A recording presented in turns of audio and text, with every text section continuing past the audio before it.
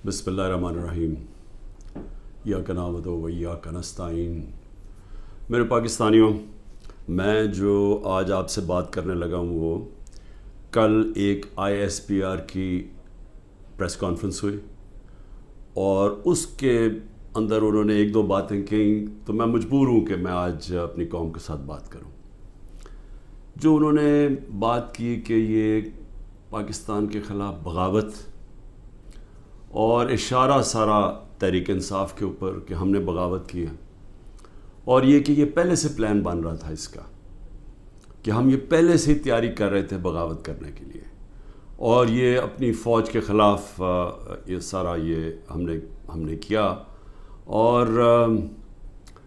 और जिस तरह की वो बात की गई, मुझे एक बड़ी तकलीफ़ हुई उसकी।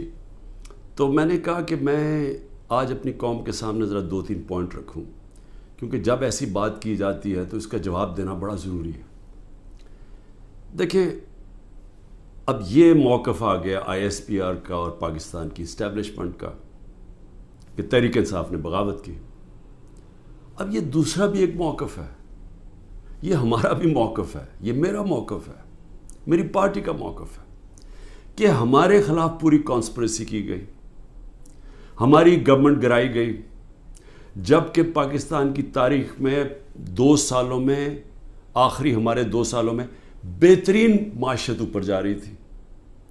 आप अगर इकोनॉमिक इंडिकेटर्स देख लें और पाकिस्तान इकोनॉमिक सर्वे पढ़ लें, तो वो इनकी हुकूमत का भी पढ़ लें जो इनके दौर में शाया हुआ है, तो आपको ये पता चलेगा कि 17 साल के बाद बेहतरीन इकोनॉमिक परफॉर्मेंस थी। और 17 साल पहले इसलिए थी कि अमेरिकी डॉलर्स आ रहे थे, हम अमेरिका की वॉर ऑन टेरर लड़ रहे थे।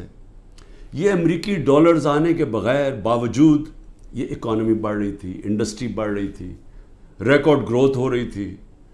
और इसके बावजूद कि 2 साल कोरोना में सारी दुनिया में एक बहुत बड़ा ज़वाल आया हुआ था, उसके बावजूद अल्लाह का करम कि हमने अपनी माशत को भी बचाया, हमने अपने लोगों को भी बचाया। दुनिया ने एक्नॉलेज किया कि पाकिस्तान ने जो कदम उठाए कोविड-19 में, वो दुनिया में मिसाल थे। एक अमेरिकी इकोनॉमिस्ट जो काम करता था डोनाल्ड ट्रंप में, उसने कहा कि अगर अमेरिका पाकिस्तान की मिसाल ले लेता तो कितने 10 खरब डॉलर बचा सकता था। तो उस गवर्नमेंट को गिराया गया एक साजिश के तहत। तो ये हम कह रहे हैं कि मुल्क से गद्दारी हुई। उसके बाद 25 मई को हमारे साथ जो हुआ, किसी पॉलिटिकल पार्टी से ऐसा नहीं हुआ कि वो लॉन्ग मार्च कर रही है और 2-2 दिन पहले घरों में घुस के उठाए जा रहे हैं लोग। कितने हज़ार घरों में पुलिस घुसी रात के सुबह के 3 बजे। ये पहली दफ़ा किसी पार्टी से ऐसे हुआ। 3 लॉन्ग मार्चेस मेरे ख़िलाफ़ हुई, बताएं एक भी FIR कटी, एक दफ़ा हमने किसी को रोका, किसी के ऊपर टेयर गैसिंग हुई, और हमारे ऊपर पूरा एक अटैक आया, हमारे बुनियादी हकूक़ फंडामेंटल राइट्स की वायलेशंस हुई और हमारे ऊपर ही पर्चे काट गए। मैंने तब 26 की सुबह को अपने धरना कॉल ऑफ किया, क्योंकि मुझे पता था इंतशार की तरफ जा रहा है। जो पार्टी इलेक्शन चाहती है वो इंतशार तो नहीं चाहती। तो उसके बाद हमारे ऊपर ये नहीं हुआ कि सस्तियाँ कम हुई। जब हम 30 बाई इलेक्शंस जीत गए 37 में से, बावजूद इसके कि पूरी इस्टेब्लिशमेंट की सपोर्ट थी ये 12 जमातों की, मेरे ऊपर कातलाना हमला हुआ, मुझे कत्ल करने की कोशिश की गई। मैं अपनी FIR नहीं कटवा सका। ये भी साजिश थी, क्योंकि वो ताकतवर लोग बैठे हुए थे, मैं कुछ नहीं कर सका। फिर जो JIT बनी पंजाब की, हमारी गवर्नमेंट थी, उसने जो चीज़ें सामने लेके आई, जब वो चीज़ें सामने आ रही थी कि 3 शूटर थे एक की बजाय, वो JIT को सैबोटाज किया ताकतवर लोगों ने। साजिश थी, क्यों नहीं उन JIT को चलने दिया। उसके बाद हमारे ऊपर, मेरे घर पे हमला होता है। हम अश्योरिटी बॉन्ड जब दे रहा था मैं कि जनाब मैं वहाँ 18 मार्च को इस्लामाबाद के जुडिशल कॉम्प्लेक्स में जाऊँगा, कोई कानूनी जवाज़ नहीं था मेरे घर पे। 24 घंटे हमला किया, और वो श्योरिटी बॉन्ड भी ना ले पुलिस, क्योंकि उन्होंने मुझे अगवा करना था यहाँ से। यहाँ लोगों को ज़ख्मी हुए, سارا دن گھر اندر بیٹھ نہ سکے، 24 گھنٹے ٹیئر گیس کمروں کے اندر. کبھی کسی لیڈر سے ایسے نہیں ہوا.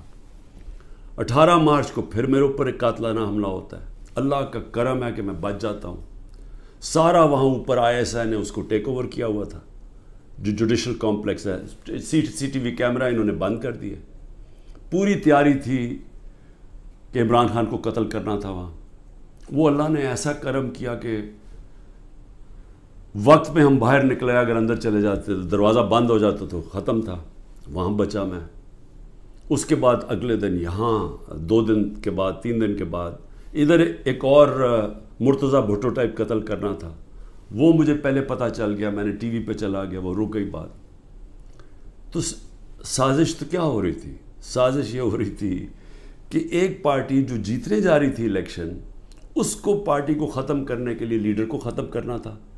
اور پلان تب سے ہی بنا ہوا تھا. کیسز شروع ہو گئے تھے مہینوں کے اندر. جیسے 70 سال میں ایک آدمی کے اوپر ایک کرمنل کیس نہیں ہوتا، چند مہینے میں آج 170 سے زیادہ کیس ہو چکے ہیں. یہ یعنی کون سے انصاف کا تقاضا ہے کہ ہر قسم کا جو ہر دوسرے دن کوئی نیا کیس ہو جاتا ہے. سارا میرا وقت ایک عدالت سے دوسری عدالت میں لگتا ہے.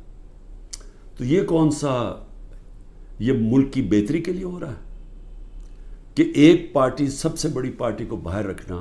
اس سے بڑی سازش کیا ہے؟ جمہوریت، سب سے بڑی پارٹی کو ختم کرنے کا مطلب جمہوریت ختم کرنا ہے، اور جمہوریت ختم کرنے کا مطلب آزادی ختم کرنا ہے. تو یہ کیا ملک کے خلاف سازش نہیں ہے؟ اور پھر جو 9 مئی کو ہوا، اب ISPR صاحب کہہ رہے ہیں کہ جناب 9 مئی کو جو ہوا ہے وہ ایک بڑی سازش چلتی آ رہی تھی، تو وہ سازش سامنے آئی، بغاوت. مجھے یہ بتائیں کہ میں جب یہاں سے، مجھے پتا تھا پکڑنا انہوں نے مجھے 9 مئی کو، میں اس سے پہلے ویڈیو ریکارڈ کر کے گیا کہ اگر مجھے پکڑنا ہے مجھے وارنٹ دے دیں اور میں آرام سے اپنے آپ کو آپ کے حوالے کر دوں گا. کوئی ضرورت نہیں ہے کہ یہ جو میرے گھر کے باہر ہوا کہ پولیس، 1000 پولیس اور رینجرز اٹیک کر رہے ہیں. سب کے سامنے جو ہوا کہ رینجرز بھی نہیں بلکہ وہ کمانڈوز تھے، انہوں نے اٹیک کیا، شیشے توڑے. عملہ جو بیٹھا ہوا تھا رجسٹری آفس کا اسلام آباد ہائی کورٹ، اس کو مارا، وکیلوں کو مارا، مجھے لگا ڈنڈا، مجھے اس طرح لے کے گئے جس طرح کوئی دہشت گرد ہے. غیر قانونی طور پہ مجھے پکڑا. کیا یہ بھی سازش کا حصہ تھا؟ کیونکہ اس کی وجہ سے اشتعال آنا تھا لوگوں کو. اور ہمارا موقف یہ ہے کہ اس کو استعمال کر کے ایک پورا کریک ڈاؤن کیا گیا جو پہلے سے پلان تھا. ہو ہی نہیں سکتا کہ 2 دنوں کے اندر آپ 10,000 لوگوں کو جیلوں میں ڈال دیں پکڑ کے، جب سے پہلے سے پلان نہیں بنا ہوا تھا.